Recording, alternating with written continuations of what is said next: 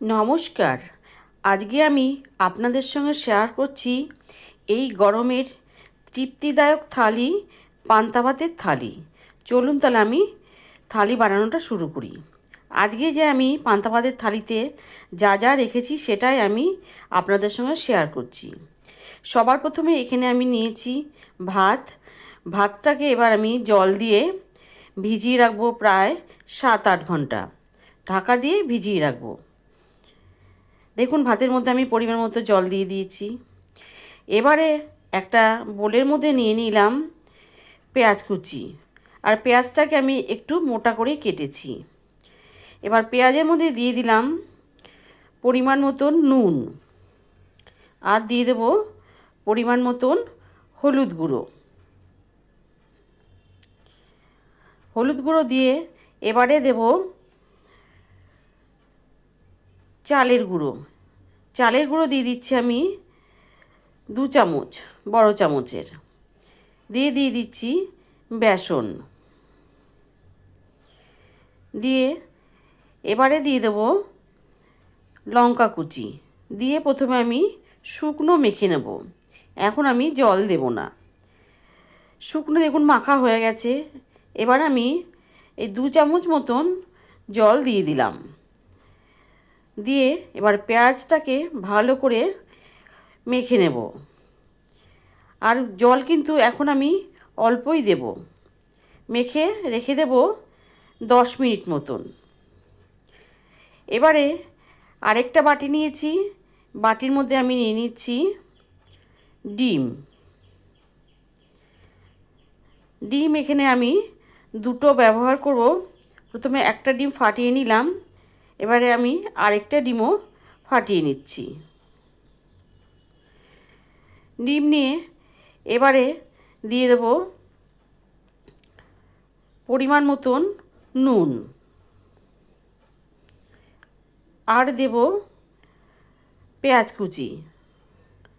দিয়ে ডিমটাকে ভালো করে ফেটিয়ে নেব। আর দিয়ে দিচ্ছি আমি কাঁচা লঙ্কা কুচি।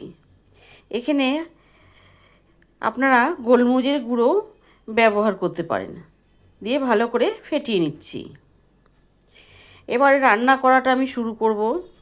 তার জন্য সবার প্রথমে আমি কড়াইতে দিয়ে দিলাম সর্ষের তেল। দিয়ে দিলাম একটা শুকনো লঙ্কা। এবার শুকনো লঙ্কাটাকে বেশ লাল করে আমি ভেজে নিলাম। ভেজে তুলে রাখলাম। তুলে রেখে ওই তেলের মধ্যেই দিয়ে দেব ডিমের ব্যাটারটা।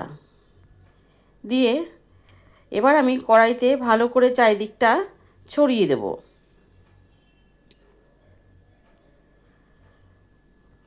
দেখুন সুন্দরভাবে আমি ছড়িয়ে দিলাম। দিয়ে এবারে আমি ডিমের অমলেটটাকে তৈরি করে নিচ্ছি। বন্ধুরা, এই গরমে যখন কিছু খেতে ভালো লাগে না, এইভাবে একবার পান্তা ভাতের থালি বানিয়ে খেয়ে দেখবেন। তৃপ্তি করে কিন্তু সবাই খেয়ে নেবে যারা পান্তা ভাত খেতে ভালোবাসে। দেখুন ডিমের অমলেটগুলো ভাজা হয়ে গেছে। এবার আমি তুলে রাখছি। তুলে রেখে ওই কড়াইতেই দিয়ে দিলাম আবারও আমি সর্ষের তেল। সর্ষের তেলটা বেশ ভালো করে গরম করে নেব। নিয়ে দিয়ে দিলাম একটা কাঁচা লঙ্কা। দিয়ে দিচ্ছি আলু। আলু যেভাবে আমরা ভাজা করি সেইভাবেই আলুগুলোকে আমি কেটে নিয়েছি একটু মোটা করে। সব আলুগুলোকে দিয়ে দিচ্ছি পরিমাণ মতন নুন, আর দিয়ে দেব পরিমাণ মতন হলুদ গুঁড়ো। দিয়ে প্রথমে আমি আলুটাকে 2-3 মিনিট মতন ভেজে নেব। 2-3 মিনিট ভাজা হয়ে গেলে এবারে এর মধ্যে দিয়ে দিচ্ছি আমি পেঁয়াজ কুচি। এখানে আমি আলু আর পেঁয়াজ ভাজছি। আলুটা একটু ভাজার পরে পেঁয়াজটা দিলে আলু পেঁয়াজ ভাজাটা খেতে খুবই ভালো লাগে। দেখুন পেঁয়াজটা দিয়ে আমি আরও প্রায় 4-5 মিনিট মতন ভেজে নিচ্ছি। মাঝে মাঝে গ্যাসটা বাড়াবো আর কমাবো, এইভাবে আমি আলু আর পেঁয়াজটাকে ভেজে নিলাম। আলু আর পেঁয়াজটা ভাজা হয়ে গেছে, এবারে আমি তুলে নিচ্ছি।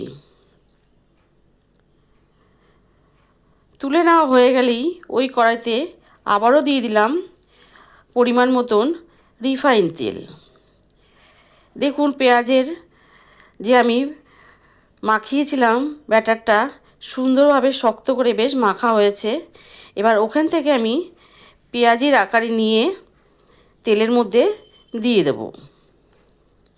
আমি একইভাবে 4টে পেঁয়াজি এখানে আমি দিয়ে দেব। দেখুন 2টো দেওয়া হয়ে গেছে। এবারে আমি আরও 2টো পেঁয়াজি দিয়ে দেব। দিয়ে একটু কিন্তু বেশ চ্যাপটা করে দিয়ে দিয়েছি।